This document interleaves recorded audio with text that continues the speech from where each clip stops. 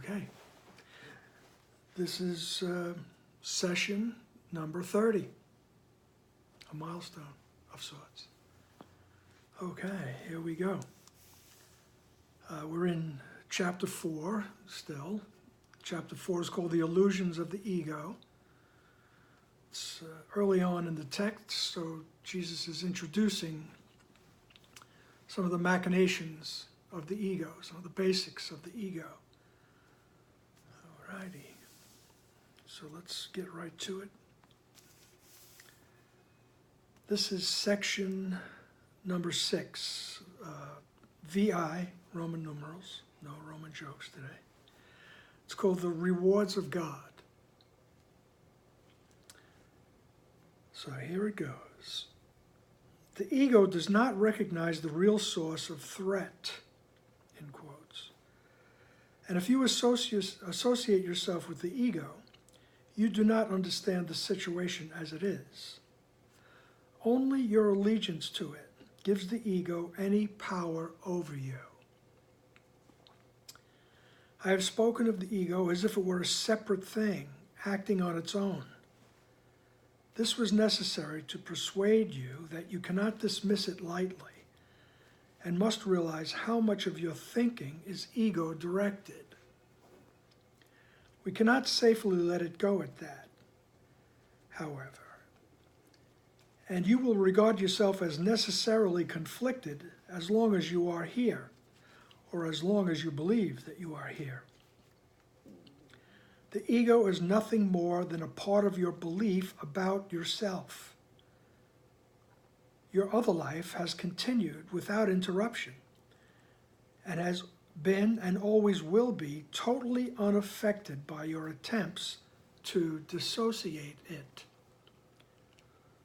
So, working backwards on that paragraph, your other life continues. Your life in the mind of God, your life in heaven. Right? Choose whatever words help you to understand. Excuse me. Your other life has continued without interruption. Later on, very poetically, he'll talk about the tiny mad idea, which is the thought of separation. And he'll say that not one song in heaven's, not one note in heaven's song was missed. So your other life continues without interruption, right?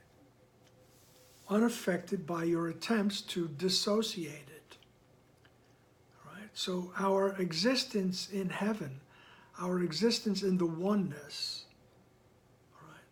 our existence in the ever-expansive mind of God, the primary source, however you want to try to understand that, however you want to try to verbalize the formless, okay? Your life has continued despite our efforts to dissociate that. Say, no, that's not me. I cut myself off from it. And remember that what we dissociate from, our other life, we forget. All right, so part of what our journey here is trying to do is to remember who we are and what we are.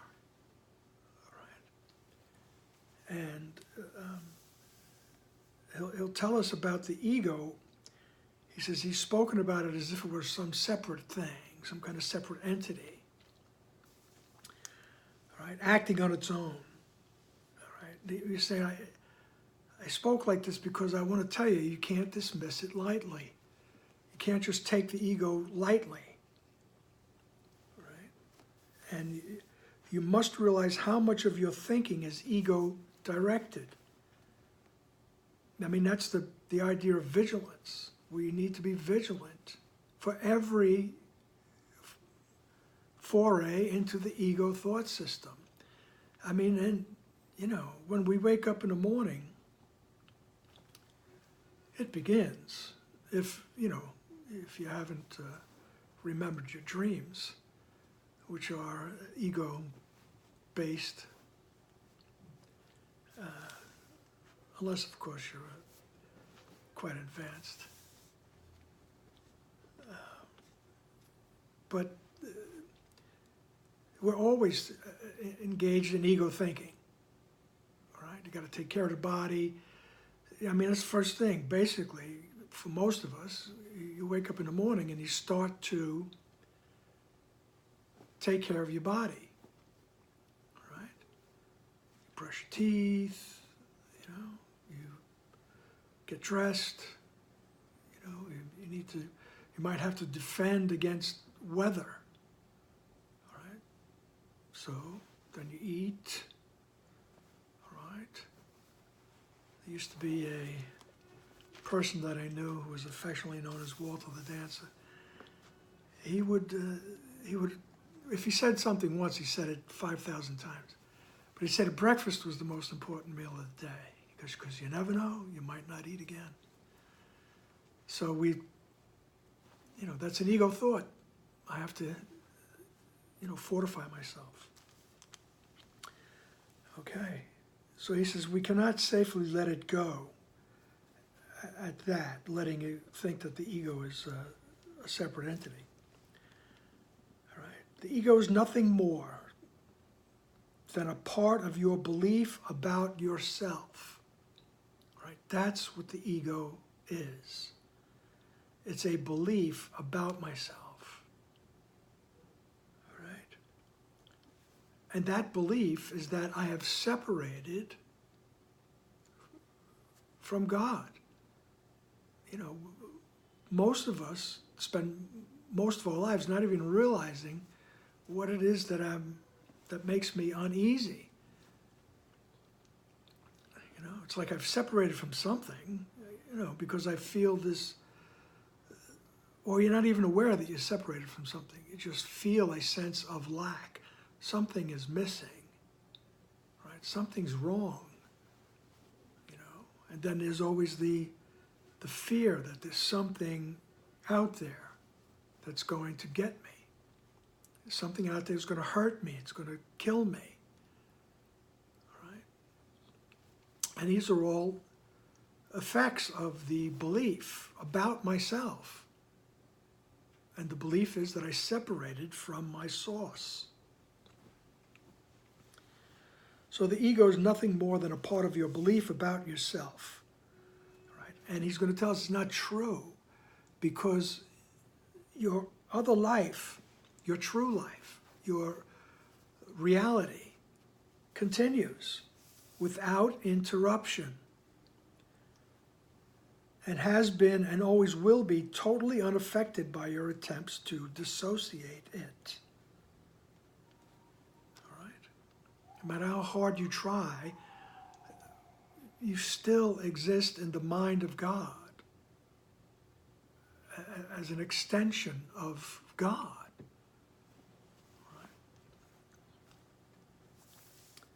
All right, let's look at paragraph 2. In learning to escape from illusions, your debt to your brothers is something you must never forget. It is the same debt that you owe to me. Right? Whenever you act egotistically towards another, you are throwing away the graciousness of your indebtedness and the holy perception it would produce. The term holy can be used here because as you learn how much you are indebted to the whole sonship, which includes me, you come as close to knowledge as perception can. The gap is then so small that knowledge can easily flow across it and obliterate it forever. So in learning to escape from illusions, which is what we're trying to do here, just by looking at the ego thought, whatever it is, and realizing it's an ego thought, and then asking to have it reinterpreted, retranslated. All right? That's the process. He says, So in learning to do that, your debt to your brother is something you must never forget. And one of the things I owe to my brother, or to the other, right, I believe that's the original words that Helen took down, and as she and Ken were editing, I think they put in the word brother. All right? And if anybody knows better, please get in touch with me. Tell me you're wrong. All right? But it's sometimes you could even switch out the word if it helps you. All right? But they use the word brother to show the closeness, the oneness, the one family nature of our experience here. All right? And what we are indebted to the other for, what we are indebted to our brother for, one of the things is that they mirror to me, right, what thought system I'm listening to. What thought system am I engaged with? Right? Because if I look at the other, if I look at my brother and I'm judging, if I'm projecting guilt, right, even if I'm afraid of them, right, whatever emotion is coming up, if I am reacting with anything other than love, right, that's an indication, oh, I'm adhering to the ego thought system. I believe that I am separated from my source. So I have a debt to the others because they're mirrors for me. They show me what thought system I am being guided with, what thought system I have put on as my costume, so to speak. Right? And Jesus says, the same debt you owe to me. All right? And besides that, the debt for being a mirror, I owe them and I owe Jesus their innocence. Right? And the way we do that is by asking, being willing to be shown their innocence. Okay? Looking through all the mishigash, right? All the acting out. Right? Help me to see the innocence. I'm willing. That's the big word, is I'm willing to see the innocence. Right? Doesn't mean you have to subject yourself to any kind of suffering. All right? And Jesus, he always says that a lot of people project onto me. They still do. They've been projecting on me since I appeared. All right? And that's, the debt we owe him is his innocence also. To realize he is our brother. He's a half a step ahead of us, taking us by the hand. All right? So he says in paragraph 2, sentence 3, whenever you act egotistically toward another, you are throwing away the graciousness of your indebtedness and the holy perception it would produce. Right? And by acting egotistically, I'm acting through the laws of sin, guilt, and fear. All right? All right? If I'm acting egotistically, I believe I've separated, and I believe you separated too. I'm projecting that onto you. All right? So I'm just throwing away all the graciousness, all right, that the holy perception would produce. Right? Instead of asking to see them correctly, I'm tossing that out the window and I'm saying, I'll be the judge here. Right? I know what I'm doing. I'm here by myself anyway. All those ego thoughts.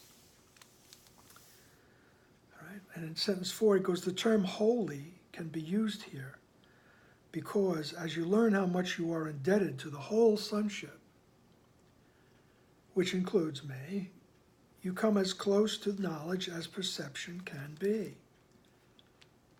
As you come as close to knowledge as perception can. And our indebtedness to the whole sonship is that we belong to the whole sonship. Right? And that whole sonship thinking in concert, right? Holding that space of reality. Right? And that we wake up to that. That's what we're indebted to. So as we get closer and closer to realizing that, right, and the thought of the oneness and the unity grows stronger and stronger, he says the gap between perception and knowledge becomes very, very small. And knowledge can easily flow across it and obliterate the ego forever. Paragraph 3, you have very little trust in me as yet, but it will increase as you turn more and more often to me, instead of to your ego, for guidance. The results will convince you increasingly that this choice is the only sane one you can make.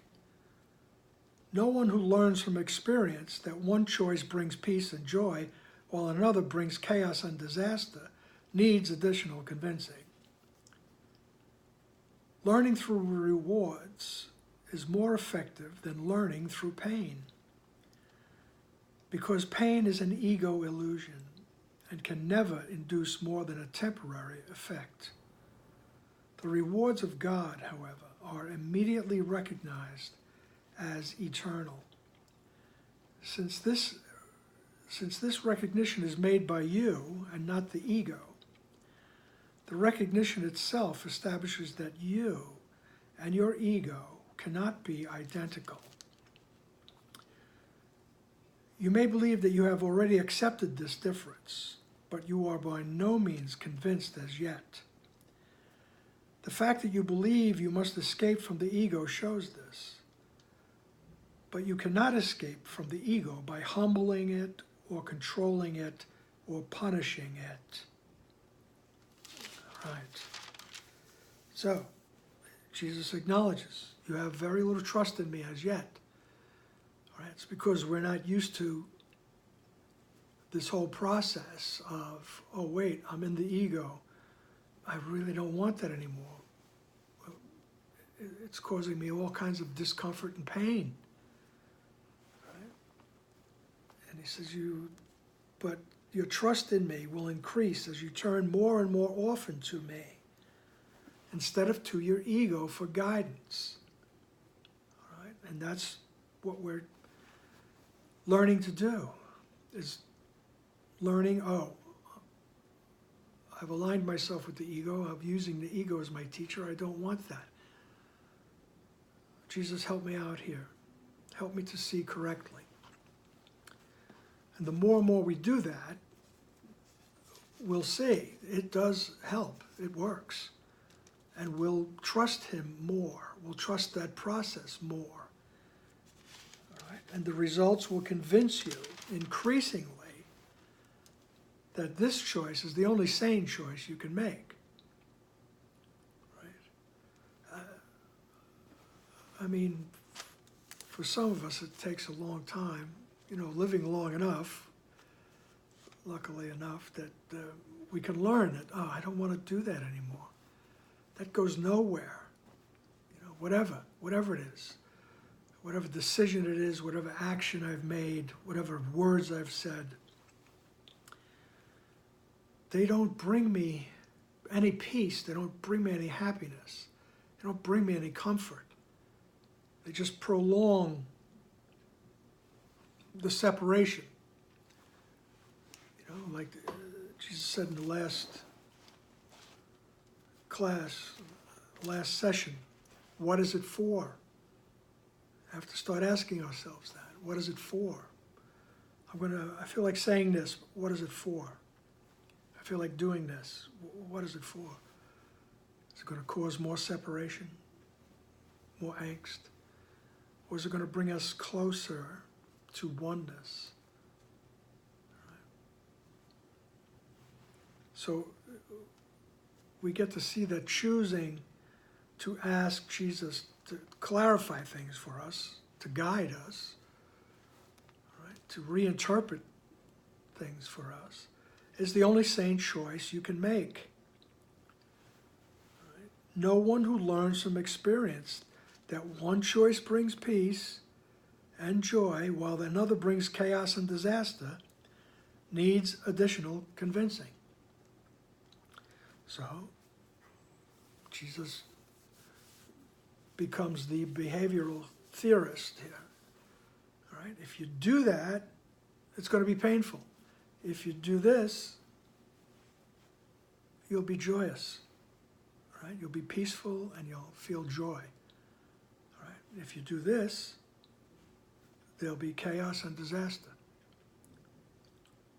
All right? So if you learn that, all right, you don't need additional convincing. Learning through rewards is more effective than learning through pain, because pain is an ego illusion and can never induce more than a temporary effect. All right? So learning through rewards, which is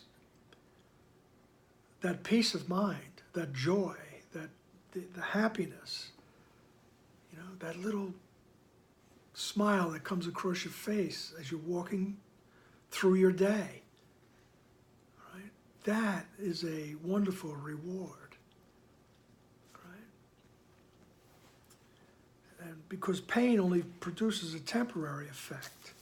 All right, I may do something or say something that's egotistical, and perhaps, somebody retaliates, or I feel guilty for what I did. He says, well, even that, although it's painful, it's temporary, because you're going to do it again. Most likely you're going to do it again.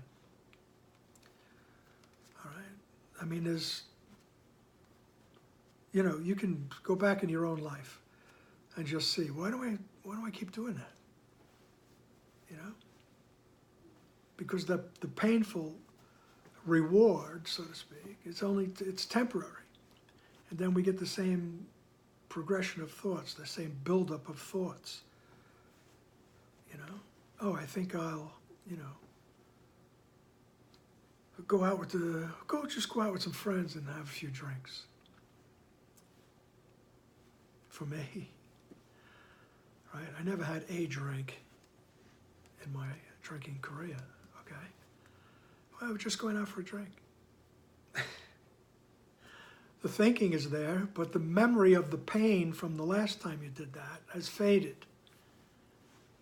All right? I mean, it's an extreme example and a rather personal one, but I think it's pretty clear. It's a temporary.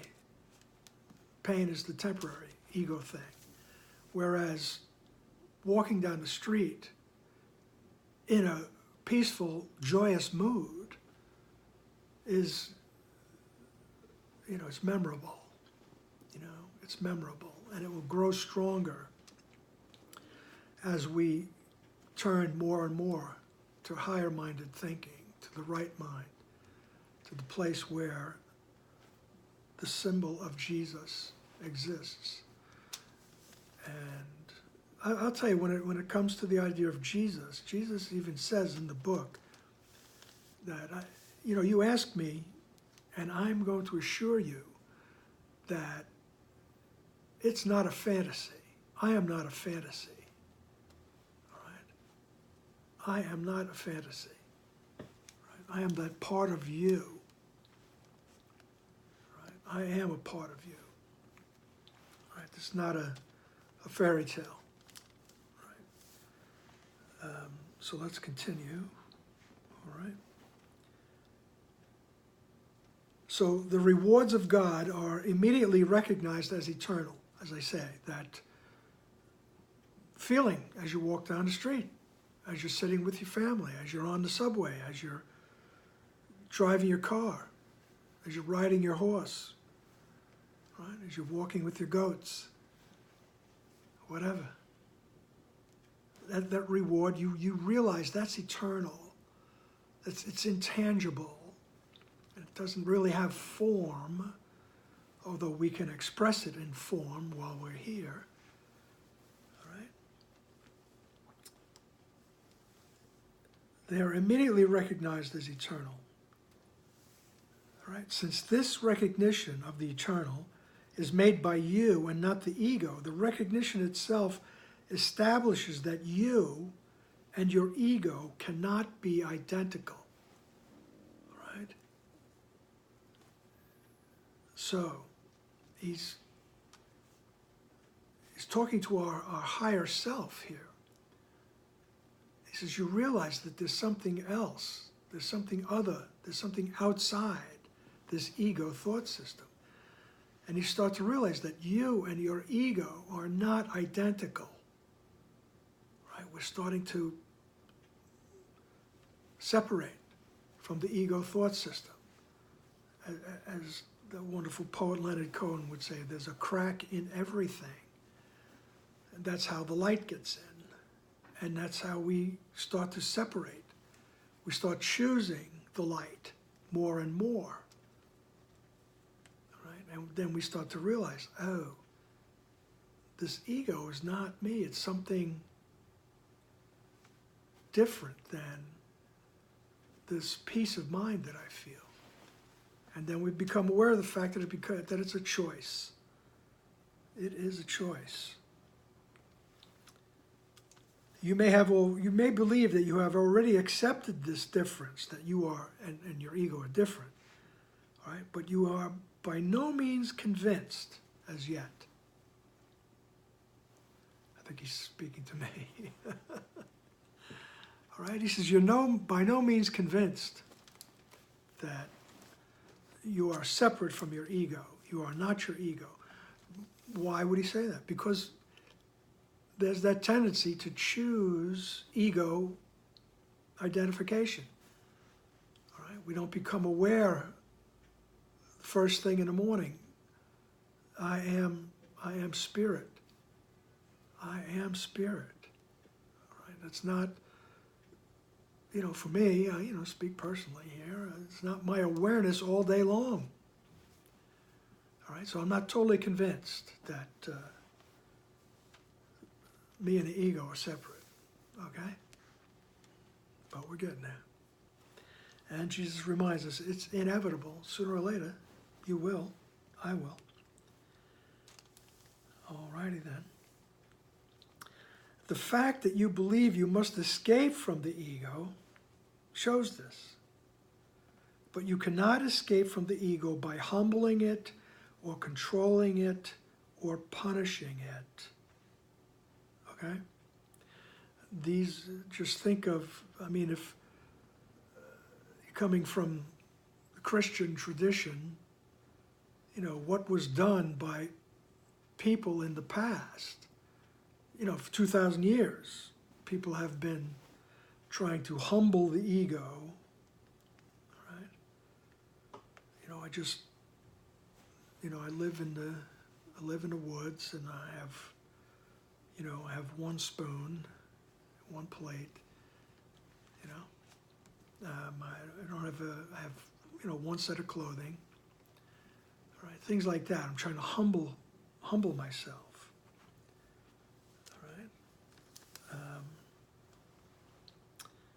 And he says, and controlling it, you can't get rid of the ego by controlling it either. We're trying to control something. First off, you're making the whole thing real, right? I'm trying to control my behavior. I'm trying to control my thoughts, trying to control my thoughts. So, so when that guy says, don't think of a blue giraffe, all right, I'll be able to not think of a blue giraffe. All right, so he says, look, don't waste your time doing that. And do not punish yourself. this, you know, all these things that people do to punish their ego thoughts, to punish the ego thought system. He says, come on, don't do that. All right, but you can't escape from the ego by doing that. You know, all, I don't know, for some reason, these medieval images come up of, you know, supposedly pious people wearing hair shirts. You know, the hair of some animal, they fashion it into a shirt and they put it on under their clothing, and it's terribly irritating, if not downright painful, when it starts cutting your skin. And so she said, don't do that. Why? Because humbling, controlling, punishing is, first of all, you're making it real. You're saying, oh, it's real, I have to get rid of it. I have to escape from it. All right? He says in paragraph 4, the ego and the spirit do not know each other.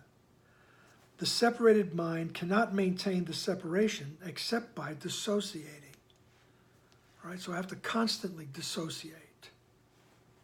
All right, having done this, it denies all truly natural impulses. Not because the ego is a separate thing, but because you want to believe that you are. Right? He says you keep dissociating from the oneness. All right? You keep turning your back on everything and saying, no, that's not me. I am not the Son of God. I am not the offspring of God. All right? I'm not the daughter of God, so to speak. All right? He says, you keep dissociating it. He says, that's what keeps the ego alive.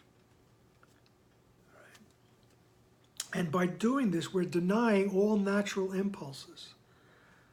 Right? And our natural impulse is to extend love, to extend oneness, to extend, you know, all those things that we need to use words to describe the indescribable. So, kindness, gentleness, compassion, all right? All those things, generosity, abundance, bliss, all those words, all right?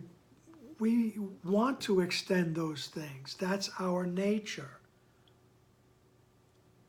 This is, but by choosing to believe that you're separated, choosing to believe that you're an individual, you block those impulses, all right?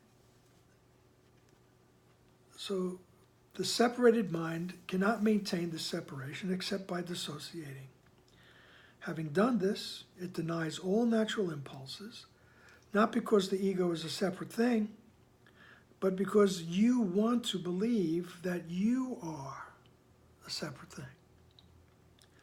The ego is a device for maintaining this belief, but it is still only your decision to use the device that enables it to endure.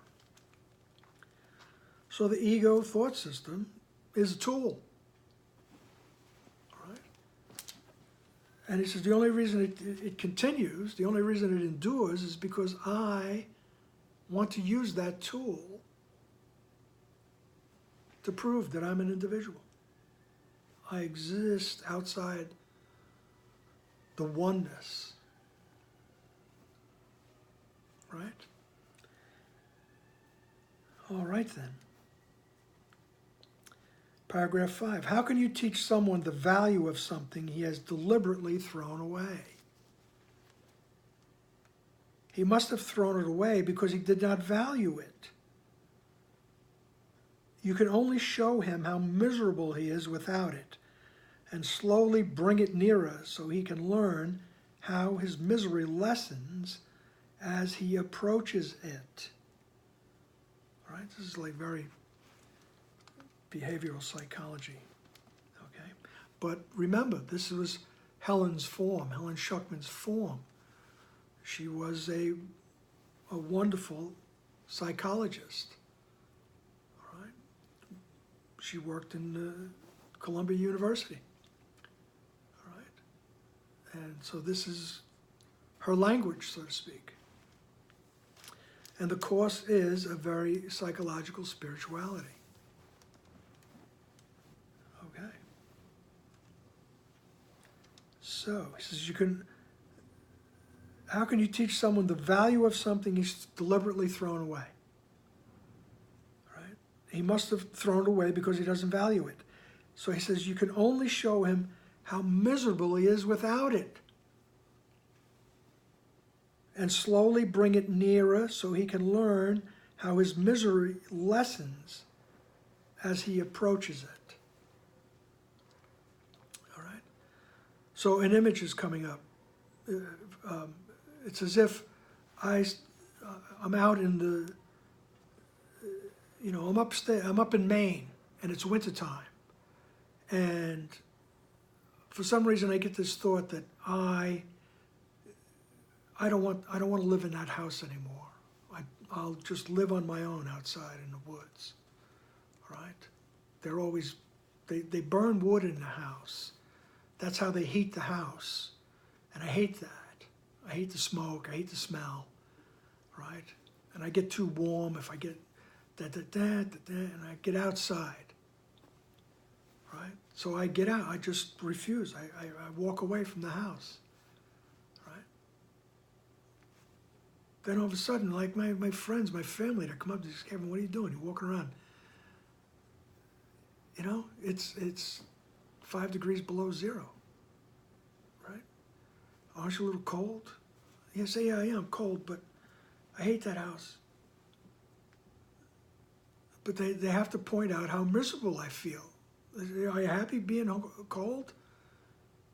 Are you happy with those icicles hanging off your chin there? You know, don't your feet hurt from being cold? Aren't you miserable? I say, well, yes, I am. But I said, well, just come on, just come a little closer to the house. Come up on the porch. All right, so I sit on the porch, and all of a sudden, you feel the heat coming from the house, and you start, come to think of it, that feels pretty good. And so, you can only slowly bring that heat closer to me, or bring me closer to the heat, all right, so I can learn how miserable I was without it, all right, and how misery lessens as you approach the fireplace, all right? All right, not bad for spontaneous metaphor. Okay. But you could say, no, I want to stay out here. No, come on, you're miserable. And then you get closer and closer to the heat, and the misery lessens. All right? And I can learn, all right? This teaches him to associate the misery with the absence of the fire. Okay? So this teaches him to associate his misery with its absence, right? And the opposite of misery with its presence. It gradually becomes desirable as he changes his mind about its worth. All right? So this is about going to your higher mind, contacting Jesus, contacting Holy Spirit, the memory of who you are. All right? That's the fire. That's the warmth. That's the comfort. Okay? So, by looking at my ego, Jesus is pointing out how miserable I am by choosing the ego. All right? And then I slowly get closer and closer to my higher mind, to my right mind. All right? And I feel better as I do that, as I continue to ask Jesus, help me to see this correctly. I feel better. I feel comforted. Right? I feel warmer from the heat of the fireplace. All right?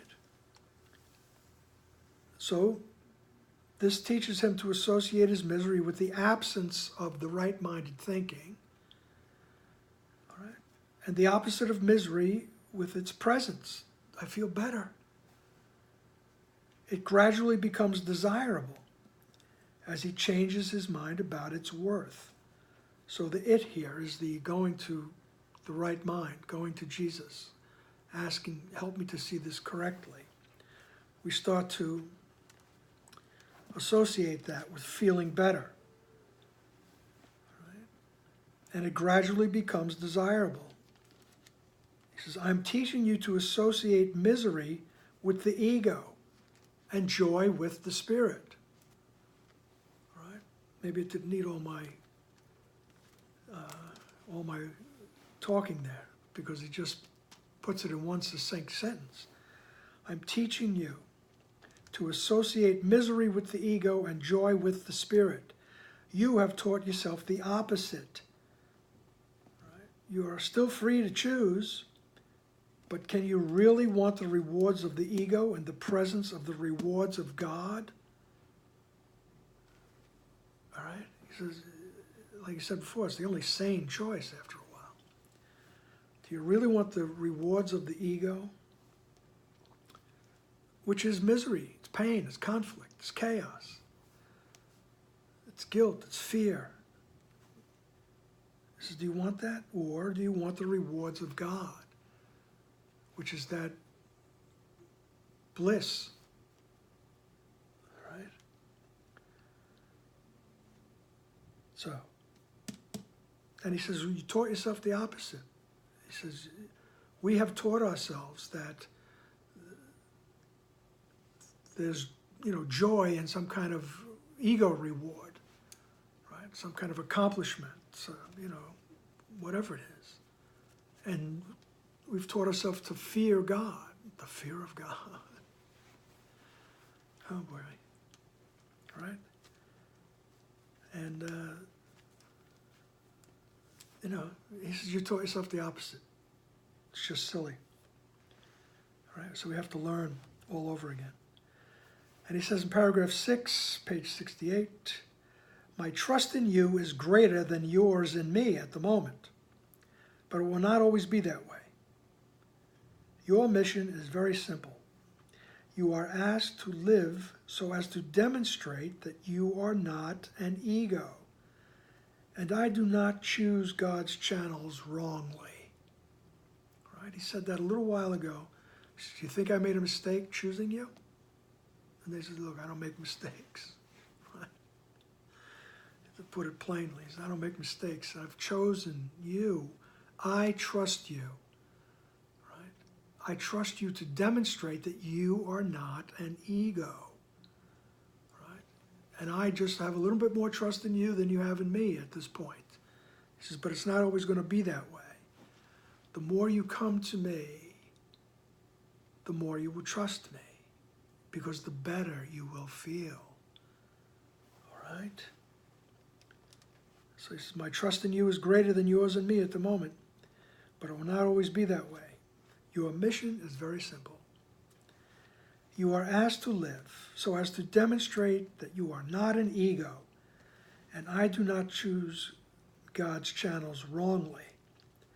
The Holy One shares my trust and accepts my atonement decisions because my will is never out of accord with His. I have said before that I am in charge of the atonement.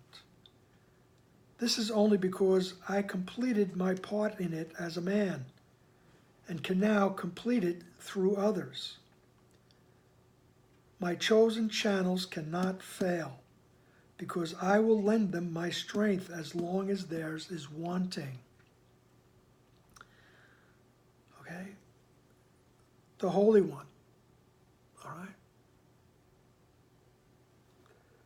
The Holy One shares my trust and accepts my atonement decisions, because my will is never out of accord with His. All right. I have said before that I am in charge of the atonement. And remember, the atonement is the realization that we never separated. We never separated from God. We are totally innocent. There was no sin. Right? The mistake is believing that we're separated. And he said, I said before that I'm in charge of the atonement. He said, but that's only because I completed the atonement plan, right? As a man, and can now complete it through others. So the historic Jesus is there in form. All right. He says, I completed the atonement plan. All right. I, as a man, realized I was not separated from God. All right. And now I can work through you. All right. I can work through you so that the rest of the mind wakes up. And he says, my chosen channels, and if you're being drawn to this course or to any spiritual course, right? Any spiritual line of thinking, you know, any line of thinking that says there is something other than this form, right? You become a channel. You become a channel for the truth, right? You become a channel, as we say in the atonement in the course, you become a channel for the atonement, for the idea that you didn't separate from God, all right? And,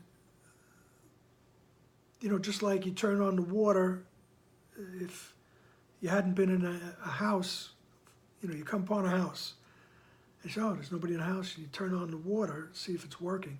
And a little rusty stuff comes out, right? In the water, then all of a sudden it's dark and brown and brown and brown and brown. But then all of a sudden, the water becomes clearer. It just becomes more and more clear. That's how we are as channels, right? In the beginning, we're a little rusty. Things are a little dark, right? Until the channeling, till the thoughts run clear. And the thoughts come through us in form to extend to the rest of the world, to be extended to the rest of the world. And he says, my channels cannot fail because I will lend them my strength as long as theirs is wanting. And that's the idea of going to Jesus and saying, please help me to see this correctly. I'm willing to let the atonement come through me. I'm willing to let the idea that we're not separated from God, I'm willing to let that come through me. All right? It's all incorporated in saying, help me to see this correctly. Or as Ken would say, can you say help? Help. Help me. All right. Help me to see this situation correctly through the eyes of the higher mind, through the eyes of the mind that knows it's not separated from God. And he says, and I'll lend you my strength as long as yours is wanting. In paragraph 7, he goes, I will go with you to the Holy One. I will go with you. And through my perception, he can bridge the little gap. Your gratitude to your brother is the only gift I want. I will bring it to God for you, knowing that to know your brother is to know God. If you are grateful to your brother, you are grateful to God for what he created. Through your gratitude, you come to know your brother, and one moment of real recognition makes everyone your brother, because each of them is of your Father.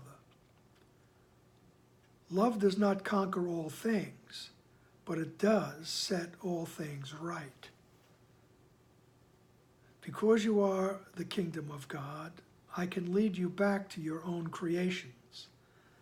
You do not recognize them now, but what has been dissociated is still there. Okay? It repeats these things over and over again. what has been dissociated is still there. And he says, I will go with you. I go with you to the Holy One. All right? And through my perception, he can bridge the little gap. All right? So we learn to see through the eyes of Jesus, that part of our mind that knows the truth. All right? And he says, then together we, that little gap is bridged between perception and knowledge. All right? And he says, the only thing I want is you to be grateful to your brother. All right? Your gratitude to your brother is the only gift I want. All right? Knowing that to know your brother is to know God. All right? And we're not talking about knowing your brother's ego.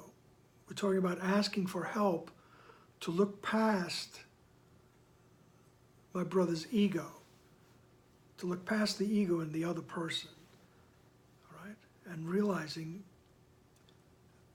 now we don't make this up, we ask Jesus, help me become aware. Help me to become aware of the godliness of the other. All right? And in so doing, we look past their ego actions, their ego disguise, all right? And we know them. We know that they are the same as us, a creation of God. Okay? Knowing that to know your brother is to know God. So if you're grateful to your brother, you are grateful to God for what he created. Okay? One moment of real recognition. Right? So just one moment of real recognition of who the other is. All right? Just one moment of recognition makes everyone your brother, because each of them is of your Father. The oneness it rises. The awareness of the oneness arises.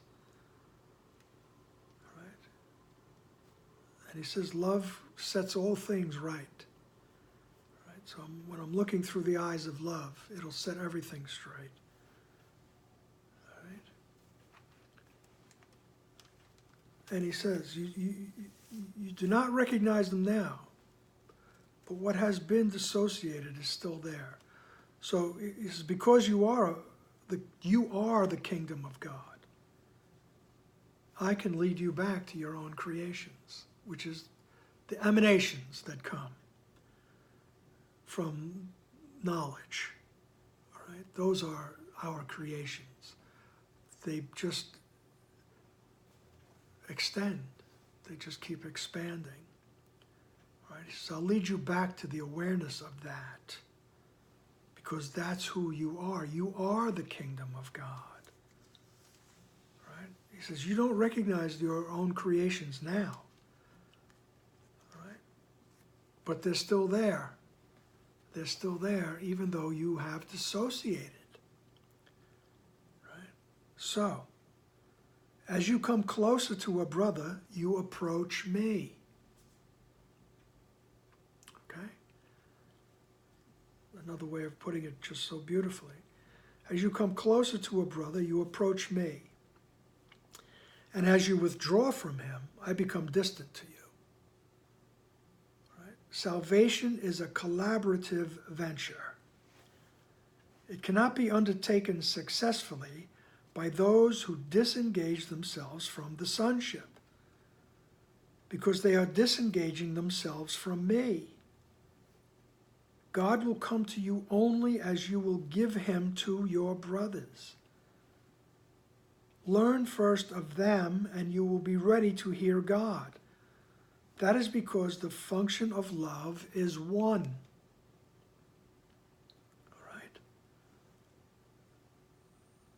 So salvation is, we have to collaborate here. We have to get together. We We have to act collectively. All right? It cannot be undertaken successfully by those who disengage themselves from the sonship. So I can't be successful if I say, no, I'm not part of that. I'm not part of that. All right? Because if I disengage, if I say, no, that's not me, I'm disengaging from, dissociating from my higher mind. All right? And he says, God will come to you only as you will give him to your brothers. Now, if we were to speak about a symphony, sometimes in symphonies, like in the first movement, somewhere toward the end of the first movement, you might hear some notes that, where'd that come from? They're different than the rest of the movement, but they're precursors. They're announcing, what's coming, right? That's the best I could do about that, all right? But because I don't want to take up too much more of your time. All right, but what he's starting to hint at here is the Course's idea of forgiveness. All right? And God will come to you as you will give him to your brothers. So the way I do that is what the Course calls forgiveness. That's, I take back my projections. I don't want to project guilt onto my brother. I don't want to judge him. And I ask Jesus, help me to see him correctly. All right? I am willing to see his innocence. Right? I am willing to give God back to him. All right?